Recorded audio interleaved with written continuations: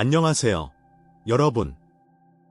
오늘 우리는 한밤에 거실에 스며드는 냉장고 소음, 창틀 사이로 스며든 가로등의 하얀 빗줄기, 그리고 스스로의 숨결이 미세하게 길어졌다 짧아졌다 하는 그 리듬을 함께 들을 겁니다. 제 목소리는 가능한 한낮게, 천천히, 그리고 따뜻하게 흐를 거예요. 혹시 이 채널이 여러분의 밤을 조금이라도 덜 거칠게 만든다면 좋아요와 구독을 남겨주세요. 하지만 정말 마음에 들 때만요. 억지 박수는 수면에 방해가 되니까요. 오늘 제 이야기는 간단합니다. 시니어는 왜 잠을 못 자는가? 나이가 들면 정말 잠이 줄어드는가? 우리는 얼마를 어떻게 자야 하는가? 그리고 무엇보다 그럼에도 불구하고 반드시 잘 자야만 건강을 지킬 수 있다는 사실입니다. 저는 숫자와 이야기, 그리고 아주 구체적인 생활의 풍경으로 답해보려 합니다. 먼저 숫자를 한 줌 꺼내볼게요. 몇 해 전 우리나라 수면 관련 진료 통계를 보면 2018년 병원을 찾은 사람이 약 85만 명이었습니다. 그로부터 얼마 지나지 않아 100만 명을 넘어섰죠.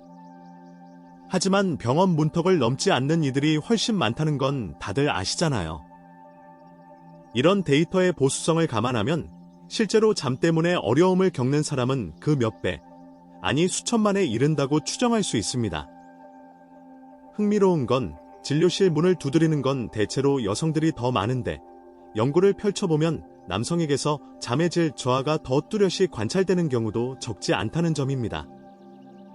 이 대비는 사회적 역할, 스트레스 표현 방식, 의료 접근성의 차이 같은 복합 요인과도 맞물려 있겠죠. 여기에 고령화라는 거대한 파도가 겹칩니다. 실제로 불면으로 진료받는 이들 가운데 절반 이상이 60세를 넘긴 분들이에요. 이 말은 곧 나이가 들면 못 자는가? 라는 질문이 추상이 아니라 일상의 체감임을 뜻합니다. 그러나 저는 섣불리 나이가 들면 당연히 못 잔다고 단정하지 않겠습니다. 여전히 학계에서는 6시간 임계가 보편적인가? 개인의 유전형과 생활 리듬이 어느 정도로 수면 필요량을 결정하는가를 두고 논쟁 중입니다. 제 경험상 한 가지 확실한 건 있습니다. 나이가 들수록 수면의 자동 조절 장치가 둔해지니 스스로 수면을 운영해야 한다는 사실입니다. 예전에는 그냥 버스에서 꾸벅, 소파에서 꾸벅 그렇게도 자고 회복되었죠. 지금은 다릅니다. 시간표를 정해주지 않으면 내 몸은 곧잘 빈 구름처럼 흩어져 버려요. 여기서 작은 노년의 지적 사건을 한 편 꺼내보죠. 제게 상담을 받으러 오신 어떤 72세 선생님이 계셨어요. 은퇴 후 철학책을 천천히 읽고 한 문단을 하루 종일 곱씹는 분이었습니다. 그분은 한밤의 깨달음을 지나치게 사랑했습니다. 새벽 3시에 번개처럼 좋았던 문장을 메모해두고 그 감흥을 잊겠다고 침대맡에서 더 읽었습니다. 그리고는 아침이면 피로에 젖은 눈으로 오늘은 아무것도 못하겠네라고 말하곤 했죠. 저는 그분께 메모장을 거실로 내보내자고 제안했어요. 깨달음은 귀하지만 침대는 깨달음을 위한 책상이 아니라고요. 일주일 뒤 그분은 말했습니다. 그 밤에 번개를 거실에서 받으니 이상하게도 잠이 덜 깨네요. 그리고 아침 번개가 하나 더 생겼습니다. 침대와 잠의 연합을 다시 묶어준 것이지요. 기교보다 간단한 원리, 장소가 뇌에 학습시키는 신호를 바로잡은 겁니다. 조금 기이하지만 재미있는 사실 하나, 우리가 잠의 리듬을 맞추는 생체시계, 즉 시상하부 앞쪽의 그 작은 핵은 실제로 참 작습니다. 손가락으로 집을 수 있을 만큼 좁쌀 몇 알 같은 크기예요. 그 작은 시계가 낮과 밤을 가르고 집중과 해이함을 조율하고 심지어 체온과 식욕의 파형까지 다룹니다.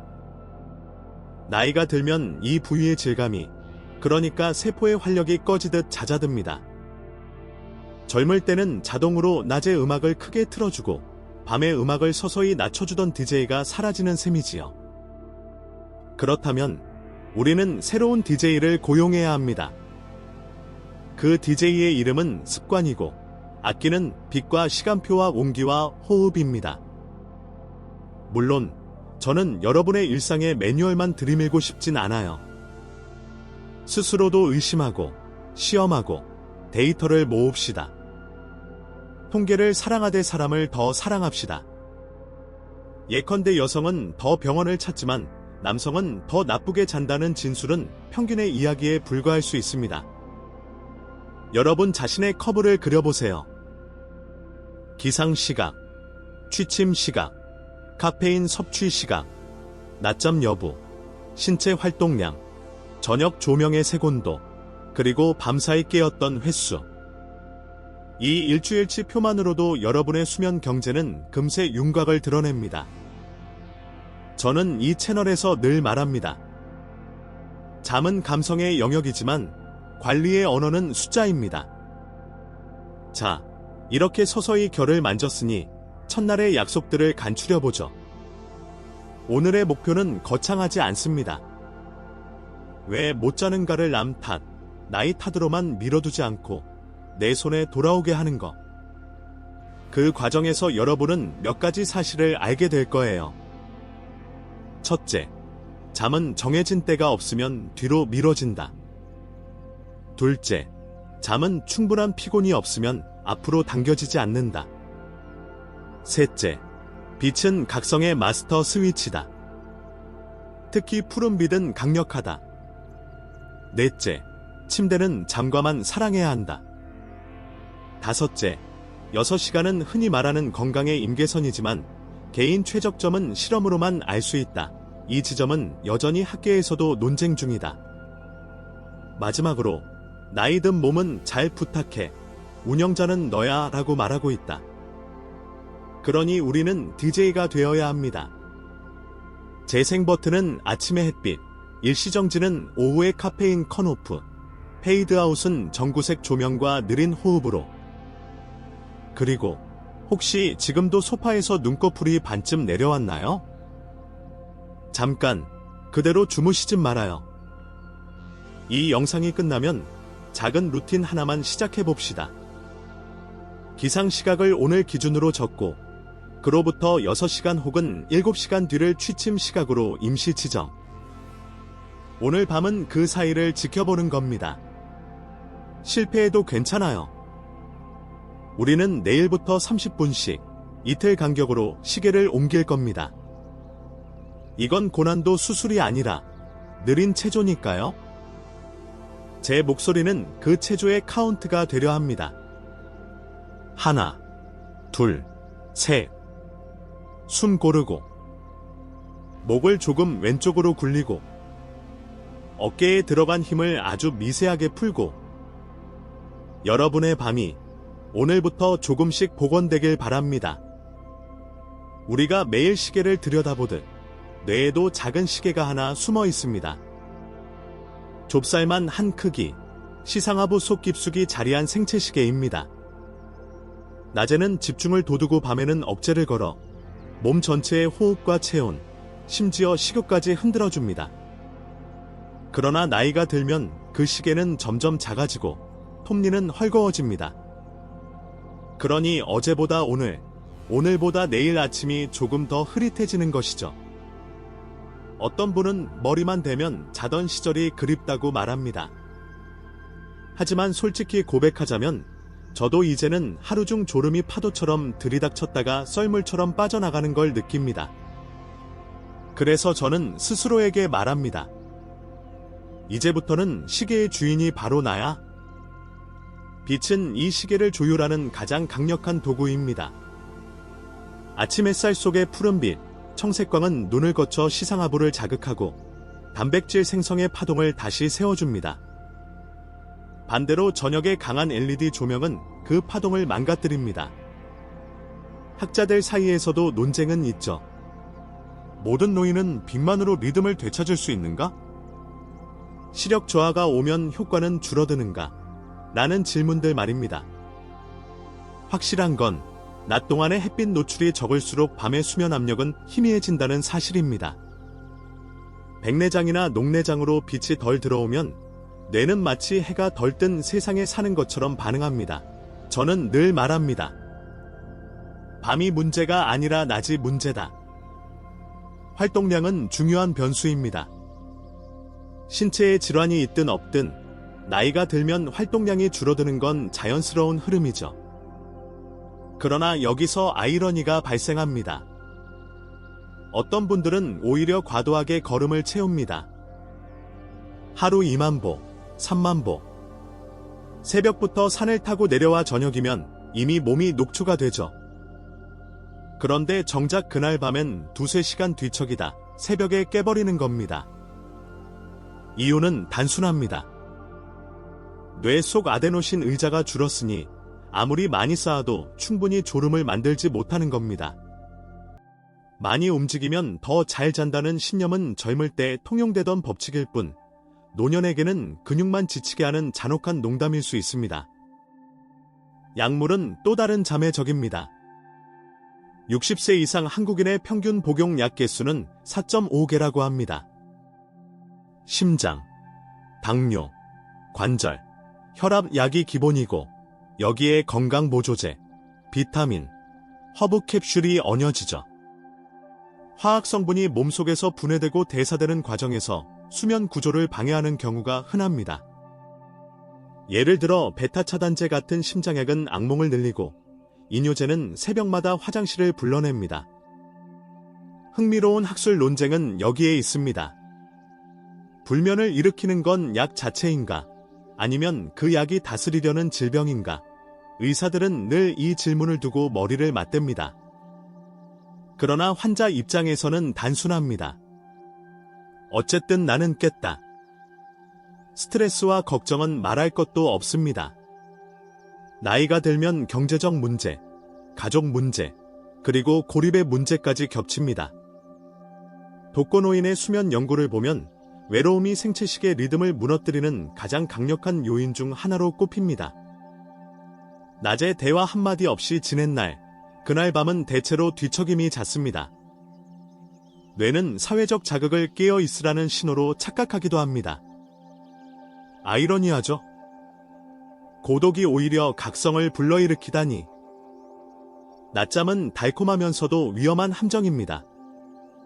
20분 이내라면 괜찮습니다. 짧게 머리를 식히고 다시 일상으로 돌아올 수 있죠. 그러나 30분을 넘기면 깊은 잠으로 들어가고 깨어났을 때 머리가 멍해지고 오히려 밤잠이 당겨집니다. 저는 상담할 때 늘 낮잠은 에스프레소 한 잔이라고 표현합니다. 작고 짧아야 맛있습니다. 그러나 대부분은 카페라떼 사이즈로 즐겨버리죠. 카페인은 아데노신과 닮은 꼴 분자입니다. 그래서 뇌의 졸음 의자에 몰래 앉아버립니다. 나는 커피 마셔도 잘 자라는 사람은 실제로 아데노신이 이미 넘쳐 줄 서 있는 경우가 많습니다. 하지만 일반적으로 카페인의 반감기는 6시간, 체내 완전 소실은 24시간입니다. 오후 2시 이후에 커피 한 잔은 그날 밤 10시에 불면으로 돌아올 수 있습니다. 그리고 술은 잠들게는 하지만 깊은 잠을 가로막습니다. 인뇨작용 때문에 새벽 화장실을 부르고 수면 구조를 쪼개놓습니다. 체온 곡선은 또 다른 키포인트입니다. 신부 체온은 새벽에 가장 낮고 저녁에 점차 떨어지며 멜라토닌 분비를 유도합니다. 그런데 더운 여름밤이나 늦은 시간에 과도한 운동은 이 체온 하강을 막아버립니다. 사우나 갔다 오면 잠이 솔솔 오던데 나는 반론도 있습니다. 사실은 근육 이완 효과 때문에 졸음이 오는 것뿐 깊고 연속적인 숙면과는 거리가 있습니다. 학계에서도 여전히 이 논쟁은 계속됩니다. 뜨거움이 수면을 돕는가, 방해하는가? 제 생각엔 답은 상황의 문제입니다. 더운 물에 몸을 담근 후 바로 눕는 건 방해지만 3시간 전에 미리 몸을 덮였다면 오히려 체온 하강의 가속도가 커져 도움이 됩니다. 그리고 잊지 말아야 할 건 조명입니다. LED 조명의 푸른빛은 눈에 들어와 뇌를 자극합니다. 그 영향은 단 5분의 노출로도 30분 이상 수면을 늦출 수 있습니다.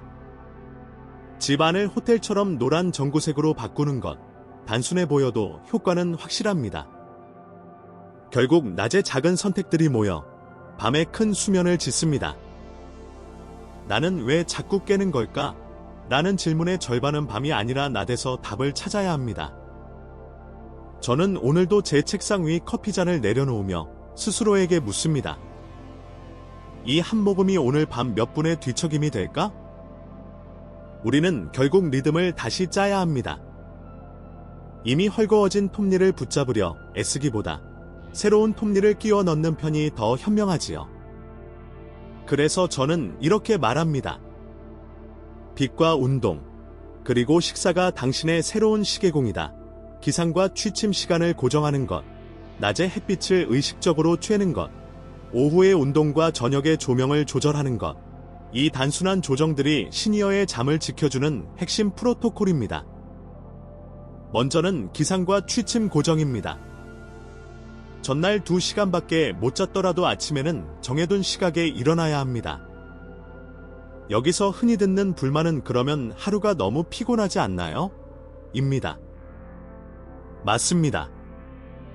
피곤합니다. 하지만 이 피곤함이야말로 밤의 수면 압력을 채워주는 자산입니다. 두세 날만 일관되게 반복하면 몸은 새로운 24시간 리듬에 맞춰집니다. 시계는 하루에 최대 1시간 정도만 이동할 수 있기에 저는 흔히 이틀에 30분씩 당기거나 늦추자고 조언합니다. 이것은 마치 오래된 라디오 주파수를 천천히 돌려 맞추는 과정과도 비슷합니다. 운동은 오전과 저녁의 역할이 다릅니다. 아침 운동은 깊은 잠의 양을 늘리고 뇌의 각성도를 안정화합니다. 오후 7시쯤의 운동은 리듬을 높여주지만 땀이 비 오듯 흐르는 격렬한 운동은 자칫 체온을 올려 멜라토닌 분비를 지연시킵니다. 그러니 밤 10시에 잘 계획이라면 최소 3시간 전에는 격렬한 운동을 끝내야 합니다. 그 이후에는 가벼운 스트레칭이나 요가, 근육 이완이 더 알맞습니다. 이 역시 학계의 논쟁거리입니다. 노년층에게는 유산소가 필수인가? 근력 운동이 더 중요한가? 라는 질문 말입니다. 제 경험상 답은 둘 다입니다. 단, 숙면이라는 목적에 한정한다면 심박수를 안정적으로 2배 올려주는 가벼운 유산소가 훨씬 더 직접적인 효과를 냅니다. 식사는 리듬의 또 다른 키입니다. 아침, 점심, 저녁을 일정한 시간에 맞추는 것 자체가 시상하부를 자극합니다. 한 끼를 대충 걸으면 뇌는 오늘은 시계가 불규칙하다라고 해석합니다. 그리고 밤의 졸음을 밀어버립니다. 또 카페인은 오후 2시를 넘기지 않는 것이 원칙입니다. 하루 최대 허용량 400mg을 넘기지 않되 디카페인에도 20mg 안팎이 들어있다는 사실을 기억하세요. 녹차 한 잔은 괜찮지 않을까? 라고 여쭤보시는 분도 많습니다. 녹차의 카페인은 30mg. 작은 차 한 잔도 취침 직전이라면 잠을 미루는데 충분합니다. 저녁의 조명은 조용히 강력한 무기입니다. LED의 푸른빛은 우리의 생체 시계를 30분, 때로는 1시간 이상 늦춥니다. 저는 그래서 늘 제안합니다. 자기 전 1시간은 집을 호텔처럼 만들라고요. 노란 전구색 조명으로만 켜두고 휴대폰은 멀리 두십시오. 저는 휴대폰으로 유튜브를 봐야만 잠이 와요 라는 고백을 자주 듣습니다. 그럴 땐 차라리 큰 화면 TV로 보라고 말씀드립니다. 멀리 떨어진 큰 화면에 비친 휴대폰 가까이의 강한 LED보다 뇌 자극이 훨씬 약하기 때문입니다. 여기에 한 가지 기묘한 사례를 소개해드릴게요. 68세 여성 환자분은 저녁마다 산책을 나가면서도 집에 돌아와서는 LED 스탠드를 켜놓고 뜨개질을 하셨습니다. 본인은 뜨개질을 하면 마음이 차분해져서 좋아요 라고 말씀하셨지만 실제로는 그 강한 푸른빛 때문에 새벽 2, 3시까지도 쉽게 잠들지 못했습니다. 스탠드를 전구색으로 바꿔드리고 취침 1시간 전에는 음악이나 라디오를 권했더니 일주일 만에 수면 시간이 1시간 이상 당겨졌습니다. 작은 빛의 차이가 큰 밤을 만들었습니다. 물론 이 모든 것은 쉽지 않은 결심을 요구합니다. 우리는 대체로 자기 전에 습관처럼 체온을 떨어뜨리지 못하기 때문에 멜라토닌이 충분히 분비되지 않습니다. 저는 그래서 이렇게 조언합니다. 따뜻한 졸음을 즐기고 싶다면 자기 3시간 전에 하십시오. 그러면 오히려 체온 하강의 가속도가 생기면서 밤에 멜라토닌이 더 풍부하게 나옵니다.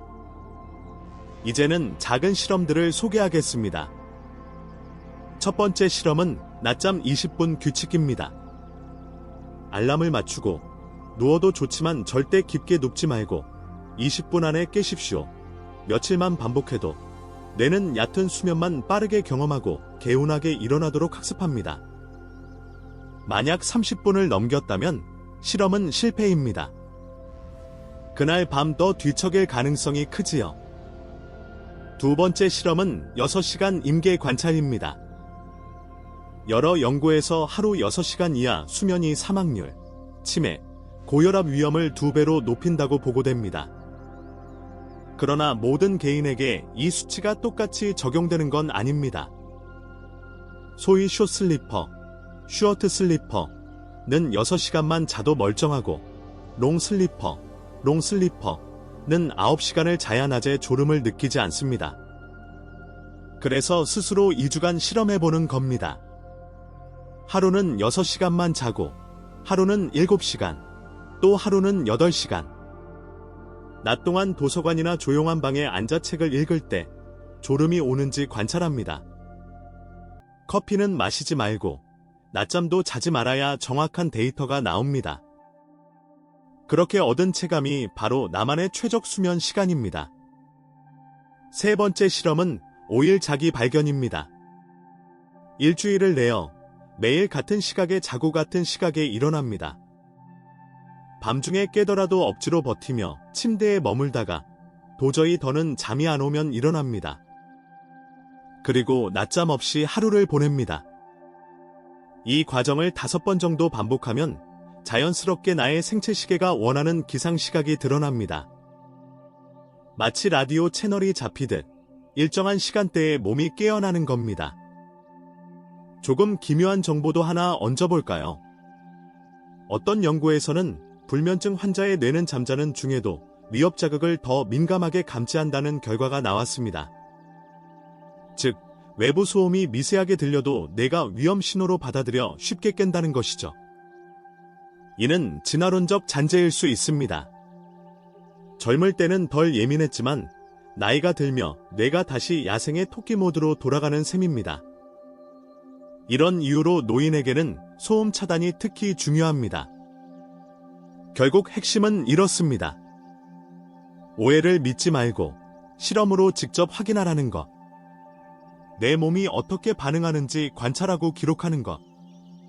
학자들의 논문이 아무리 설득력 있어도 당신의 수면 그래프를 대신 그려주지는 못합니다. 여러분이 직접 연구자가 되어야 합니다. 불면은 실험의 대상이자 동시에 실험실 그 자체입니다. 결국 우리가 향하는 지점은 나만의 루틴입니다. 나이 든 몸은 자동 조절 장치가 흐려져 있으니 매일 저녁 직접 태엽을 감아주듯 습관을 쌓아야 합니다. 저는 이것을 10가지 작은 단계로 묶어 숙면 체크리스트라고 부릅니다.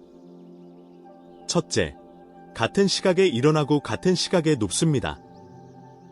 전날 2시간밖에 못 자더라도 알람이 울리면 일어나야 합니다.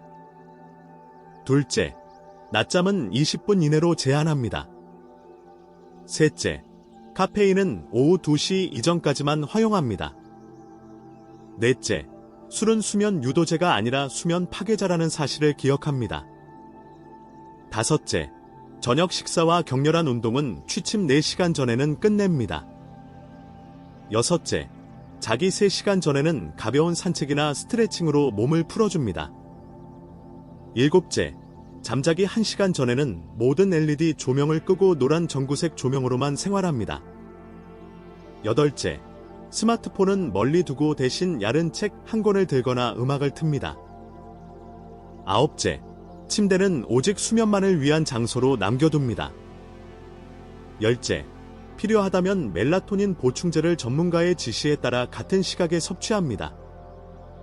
한 환자분 이야기를 들려드리고 싶습니다. 74세의 남성분이셨는데 은퇴 후 매일 밤 새벽 2시까지 주식 그래프를 보고 있었습니다. 그분은 불면을 경제적 스트레스 때문이라고 단정하셨죠. 하지만 실제 원인은 취침 직전까지 휴대폰 LED에 눈을 노출한 것이었습니다.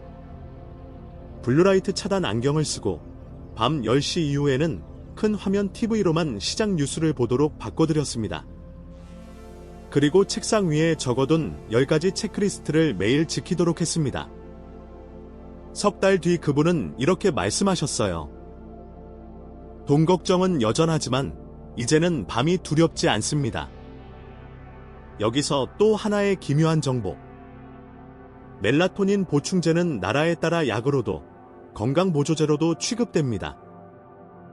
미국에서는 슈퍼마켓 진열대에서 젤리 형태로 쉽게 살 수 있지만 유럽 일부 국가에서는 의사 처방 없이는 금지되어 있죠. 학계의 논쟁은 여전히 치열합니다. 외부 보충이 뇌의 자연 분비를 방해하는가? 라는 질문 말입니다. 그러나 대부분의 연구는 단기간 저용량 사용은 큰 문제 없다는 쪽으로 기울고 있습니다. 저는 이렇게 생각합니다. 루틴은 거창한 게 아닙니다. 오히려 작은 반복이 큰 효과를 내죠. 밤마다 전구를 노란색으로 바꾸는 것, 취침 전 물 한 잔을 마시는 것, 침대 위에서 복식 호흡을 5번 하는 것. 이 단순한 행위들이 뇌에 지금은 잘 시간이다 라는 학습을 시켜줍니다. 자, 이제 이 모든 이야기를 조용히 정리해볼까요? 이제 목소리를 조금 낮추고 천천히 속도를 늦춰봅니다. 오늘 우리는 왜 나이가 들면 잠을 잘 자지 못하는지, 그 원인을 뇌의 생체시계와 호르몬, 그리고 낮의 생활 습관에서 찾아보았습니다. 멜라토닌은 줄어들고 아데노신의 의자는 사라지고 빛은 더 이상 깊이 들어오지 못합니다. 그러나 희망은 있습니다. 작은 습관을 통해 우리는 다시 태엽을 감아줄 수 있습니다. 같은 시간에 일어나고 낮에는 햇빛을 쬐고 저녁에는 불빛을 줄이며 침대와 수면을 하나의 기억으로 묶는 것. 모든 학설이 여전히 논쟁 중입니다. 얼마나 자야 하는가? 라는 질문에 학자들은 6시간, 7시간, 혹은 개인차를 말합니다. 그러나 경험은 분명합니다. 낮에 피곤하지 않을 만큼의 잠, 연속된 숙면, 그리고 깨더라도 다시 이어갈 수 있는 밤. 그것이 건강을 지켜줍니다. 이제는 여러분의 차례입니다. 내일 아침에는 커튼을 열어 햇살을 받아들이고 오후 2시 이후에 커피는 내려놓으세요. 저녁에는 가벼운 산책으로 졸음을 미루고 취침 1시간 전에는 집을 호텔처럼 따뜻한 노란 불빛으로 물들이세요. 침대에 누웠다면 복식 호흡으로 긴장을 풀고 천천히 눈꺼풀을 감으세요. 여러분의 밤은 더 이상 불안한 실험실이 아니라 포근한 안식처가 될 수 있습니다. 이제 제 목소리를 희미하게 뒤로 밀어두고 스스로의 리듬에 귀 기울여 보세요. 오늘도 해는 졌고 내일도 다시 뜹니다. 그 단순한 사실만으로도 충분히 안심할 수 있습니다.